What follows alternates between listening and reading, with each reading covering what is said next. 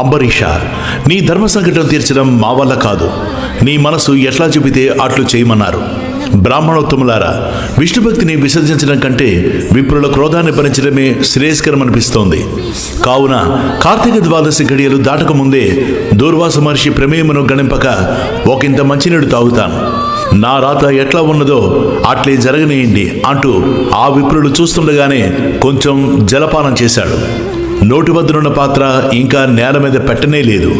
అదే సమయంలో దూర్వాస మహర్షి లోనికి అడుగుపెట్టి జలపాత్రను కింద పెడుతున్న అంబరీషుని చూసి జరిగిందేమిటో గ్రహించి తీవ్ర కోపంతో ఊగిపోయాడు.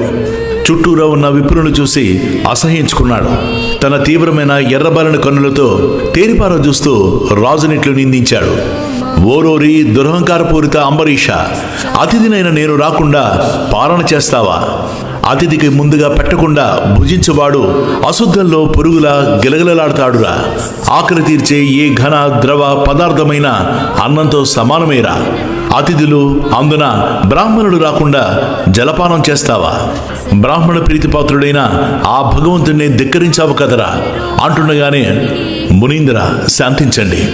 మీరన్నట్లు నేను తప్పిదమే చేశాను, నన్ను మన్నించండి. జాత్యహంకారము వలన స్వతంత్రంగా నిర్ణయం తీసుకోవడం తప్పిదమే. కానీ మీరు బ్రాహ్మణుడే, శాంతి స్వరూపులే. కావున కోపగింపక నా తప్పును మన్నించండి. మీ వంటి మహాతపస్సంపన్నులే మమ్మలను ఉద్ధరించగలరు. కావున నా యందు దయ ఉంచి నా తప్పును మన్నించండి అని దూర్వాసుని పాదాలపై పడ్డాడు అంబరీషుడు.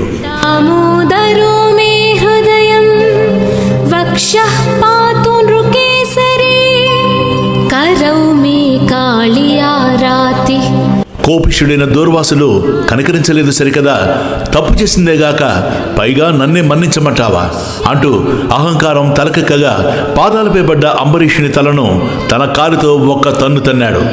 అంతే, అంబరీషుని తలపైనున్న కిరీటం దొర్లుకుంటూ అల్లంత దూరాన పడింది. అంబరీష, నేనసలే కోపిష్ఠుడను. నా కోపం తగ్గడానికి నిన్ను శిక్షించడం ఒక్కటే మార్గం. ఇదిగో శపిస్తున్నాను, కాసుకో. నీవు 10 జన్మల వరకు చేపగాను, తాబేలుగాను, పందిగాను, మరుగుజ్జుగాను, కురూపిగాను, క్రూర బ్రాహ్మణుడిగాను, అమాయక క్షత్రియుడిగాను, నీచ క్షత్రియుడిగాను, ఒక పెద్ద బండరాయిగాను, దయారహితుడైన దుష్ట బ్రాహ్మణుడిగాను జన్మించదువుగాక అంటూ శపించాడు. దూర్వాసుని శాపమునకు అవాక్కయ్యాడు అంబరీషుడు. అంతా దైవలీల. కానున్నది కాకమానదు, జరగబోయేది జరక్కమానదు. అంతా నా కర్మ అనుకుంటూ నిశ్చల మనస్సుతో శ్రీ మహావిష్ణువుని తలుచుకుంటూ ఉండిపోయాడేమో. అతని నోటి నుండి గృహ్ణామి అనే శబ్దం వెలువడింది. అది విన్న దూర్వాసుడు ఇంకనూ రెచ్చిపోయాడు. ఇంకా పెద్దగా శపించాలని నోరు తెరవబోయాడు. కానీ అంబరీషుని అంతరంగమందున్న శ్రీహరి తన భక్తుని రక్షణార్థం సుదర్శన చక్రాన్ని ప్రయోగించాడు. అది పూజామందిరంలోనున్న అంబరీషుడు నిత్యం పూజించే సుదర్శన చక్రాన్ని ప్రేరేపించింది. అంతే, అందరూ చూస్తుండగానే అది రివ్వున గిరగిరా తిరుగుతూ దూర్వాసునిపైకి రాసాగింది. దివ్య కాంతులతో మెరుపులను విరజిమ్ముతూ వస్తున్న సుదర్శనాన్ని చూడగానే దూర్వాసుడు భయకంపితుడయ్యాడు.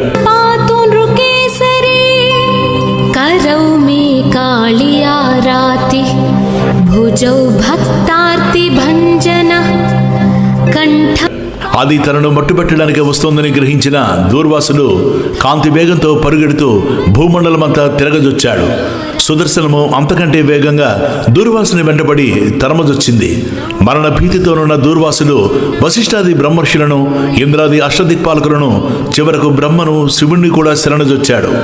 దూర్వాసుని తరుముతూ నిపురవ్వల్ని వెదజల్లుతూ అతి వేగంగా గిరగిరా తిరుగుతూ దివ్య కాంతులను వెదజల్లుతూ వస్తున్న సుదర్శన చక్రాన్ని చూసి ఎవరికి వారే, మహర్షి, నిన్ను రక్షించడం మా వల్ల కాదు, అది మా శక్తికి మించిన పని.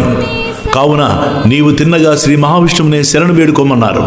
నీకు అభయమిచ్చే శక్తి శ్రీ మహావిష్ణువుకి తప్ప మరెవ్వరికీ లేదు అన్నారు. శ్రీ మహావిష్ణువుని తప్ప అందరినీ ఆశ్రయించి అభయం పొందలేని దూర్వాసుడు మరింత భీతి చెందినవాడై చివరకు గతి లేక వైకుంఠానికి వచ్చి, హే కరుణామయ, కమలనాభ, మాధవ, మధుసూదన, కోటి సూర్యకాంతియుతమై వేడితో నీ సుదర్శన చక్రం నన్ను వెంటాడుతోంది.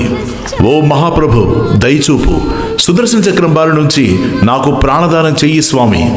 ఓ స్వామి, నిన్ను బ్రాహ్మణ ప్రీతిపరుడందురే, కరుణార్ద్ర హృదయుడు అందురే నన్ను ఆ సుదర్శన చక్రం యొక్క బారి నుంచి కాపాడు స్వామి. దివ్య కాంతులు నీనుతో ప్రజ్వరులతో వస్తున్న సుదర్శన చక్రం నుంచి రక్షింపుము తండ్రి. నీ ఒక్కడివే నన్ను రక్షించగలవాడవు, కాదనకు స్వామి అంటూ శ్రీమన్నారాయణుని కాళ్ల మీద పడి పరిపరి విధాలా ప్రాధాయపడ్డాడు. సర్వరోగ ప్రశమనం సర్వశత్రు వినాశనం. చిద్విలాసంగా చిరునవ్వు నవ్వుతూ శ్రీ మహావిష్ణువు, దూర్వాస భలే బాగుంది, చివరకు నన్నే శరణజొచ్చావా? సర్వమునకు సర్వేశ్వరుడైనను నాకు బ్రాహ్మణుడై దైవాలు. నేను బ్రాహ్మణ ప్రీతిపాత్రుడని తెలుసు కదా.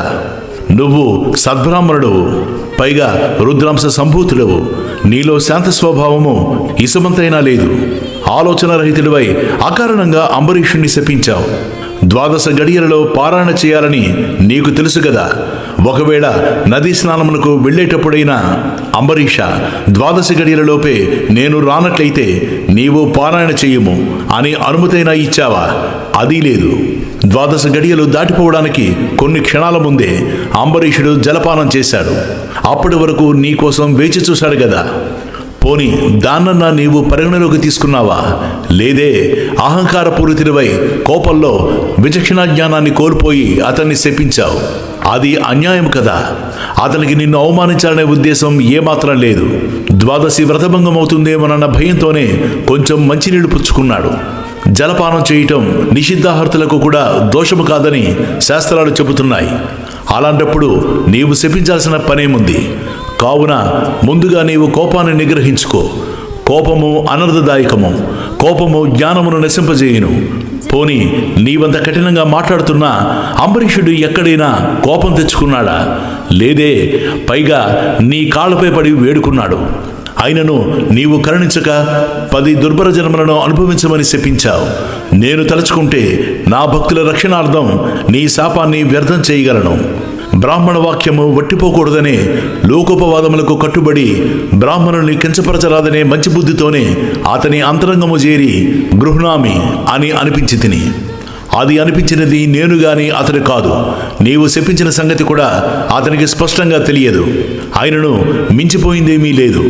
అతని 10 దుర్భర జన్మలను రక్షించువానిగా నేను 10 అవతారాలు ధరిస్తాను. దూర్వాస, తెలుసో తెలియకో నీ కోప కారణంగాను అజ్ఞానం వలన పరమ పావనుడును శ్రీహరి భక్తుడును అయిన అంబరీషుణ్ణి శపించావు. నీ శాపాన్ని నేను 10 అవతారాలు ఎత్తుటకు వినియోగిస్తాను. ఎందుచేతనంటే బ్రాహ్మణుల వాక్యములు వృధా కారాదనే శాస్త్ర నిర్ణయం వలన నీ శాపం వృధా కానీయక దానిని 10 అవతారాలకు అనుగుణంగా మలుచుకుంటాను. ఈ కల్పాంతాన దుష్టుడైన శంకాసురుని సంహరించి శిష్యుడైన మానవుల్ని కాపాడడానికి మహామత్స్యంగా అవతరిస్తాను. ఇదే మత్స్యావతారం. దశాస్య హంతావ్యాత్ నేత్రే మే హరిలోచనా. దేవదానవులు క్షీరసాగరాన్ని మదించే వేళ మందరగిరి పర్వతాన్ని కవ్వంగా చేసుకుంటారు. ఆ మందరగిరి పర్వతం భూమిలో దిగబడకుండా ఉండేందుకు దానికి ఆధారంగా తాబేలు రూపాన్ని అంటే కూర్మావతారాన్ని ధరిస్తాను. భూమిని ఉద్ధరించేందుకు, ప్రజల్ని రక్షించేందుకు, సాగరంలో భూమి మునిగిపోకుండా ఉండేందుకు హిరణ్యాక్షుణ్ణి సంహరించడానికి వరాహవతారాన్ని ధరిస్తాను. హరినామమే తప్ప హరినామం రుచించని శ్రీహరికి బద్ధశత్రువైన హిరణ్యకశిపుని వధించడానికి వికృత రూపుణ్ణై నరసింహావతారం దాలుస్తాను. బలిచక్రవర్తి ధర్మాత్ముడైనప్పటికీ, మిక్కిలి దానగుణ సంపన్నుడైనప్పటికీ సర్వదేవత సంరక్షణార్థం పొట్టివటువుగా వామనుడిగా అవతరిస్తాను. త్రేతాయుగంలో దుర్మార్గపు ప్రభువులను అంటే రాజులను మట్టుబట్టడానికి జమదగ్ని కుమారుడిగా జన్మించి గండ్రగొడ్డరిని ఆయుధంగా చేసుకుని పరశురాముడిగా అవతరిస్తాను. మితిమీరిన వరబల గర్వంతో మదమెక్కిన రావణుని సంహరించడం కోసం ఆత్మజ్ఞాన శూన్యుడినై భగవంతుడు అనే ధ్యాస లేక సాధారణ మానవ మాతృడిగా దశరథ తనయుడిగా జన్మించి రామావతారం దాలుస్తాను. ఒక ద్వాపరయుగంలో ధర్మ సంస్థాపనార్థం అధర్మాన్ని నశింపజేసి ధర్మానికి పట్టం కట్టాలనే ఉద్దేశంతో రాజ్యాధికారం లేక కేవలము ఒక అన్నకు తమ్మునుగా ఉంటూ కృష్ణుడిగా వర్ధిల్లుతూ శ్రీకృష్ణ అవతారం ధరిస్తాను. కలియుగారంభంలో పాప నివారణకు, హింసా నిర్మూలనకు అహింసయే మానవ ధర్మమని చాటి చెప్పుటకు బుద్ధునిగా అవతరించి ప్రబోధిస్తాను. ఇక కలియుగాంతమున శత్రువులను నిర్జించడానికి సామధాన భేదములు పనికిరానందున దండోపాయమే శ్రేయస్కరమనిపించి విచిత్రాతి విచిత్రమైన మారణాయుధాలతో శత్రువులను దునుమాడుతూ కలికిగా అవతరిస్తాను. దూర్వాస మహర్షి నా ఈ దశావతారాలను అందరి లీలల్ని గ్రహిస్తూ సూక్ష్మాన్ని తెలుసుకుంటూ ఎవరైతే పఠిస్తారో శ్రోతిస్తారో వారి పాపాలను భగవంతుడే నిర్మూలిస్తాడు.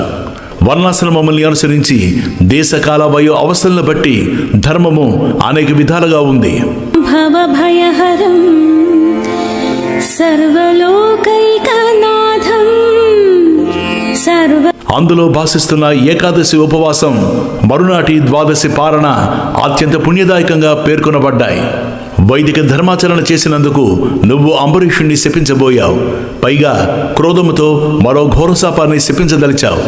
అందుకే బ్రాహ్మణ వాక్యాన్ని సత్యము చేయటం కోసము పరమ హరిభక్తుడైన అంబరీషుణ్ణి కాపాడటము రెండూ నా బాధ్యతలే గనుక నీవు మరలా శపించకుండా ఉండేటందుకే సుదర్శన చక్రాన్ని పంపాను.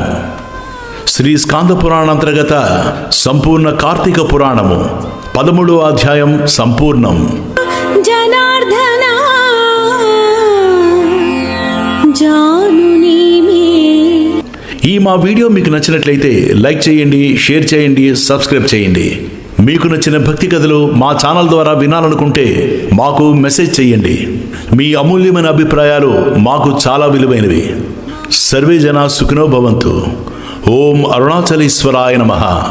నాభిం మమానంత కుక్షిం రాక్షసమర్దనా